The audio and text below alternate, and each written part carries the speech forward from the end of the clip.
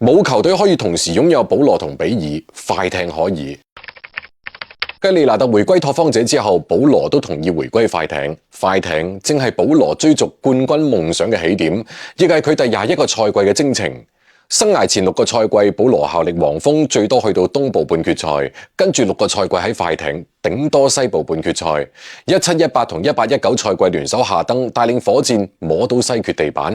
一個賽季喺雷霆輸咗喺第一輪之後，去到咗太陽，一去已經踏上總決賽。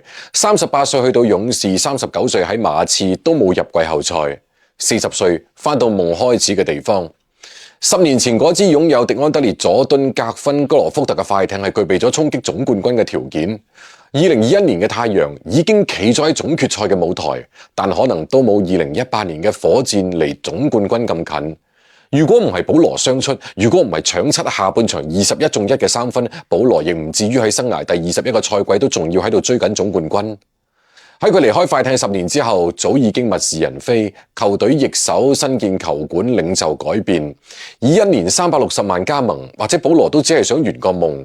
最接近總冠軍嗰一次係同夏登合作，原來嘅黃蜂已經改名鵜鶘，蜂王變唔到嫦娥，寧願上船，哪怕最後冇總冠軍，總有個歸宿。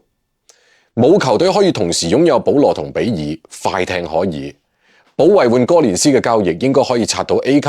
快艇將平均年齡都提升咗一截，中鋒祖巴斯、盧比士、前鋒哥連斯、巴頓、利奧拿德、達力克、宗斯，後衛夏登、保羅、比爾、鄧尼、保丹奴域，11人輪換，總冠軍好難講，但係打巡迴表演賽，票房無敵。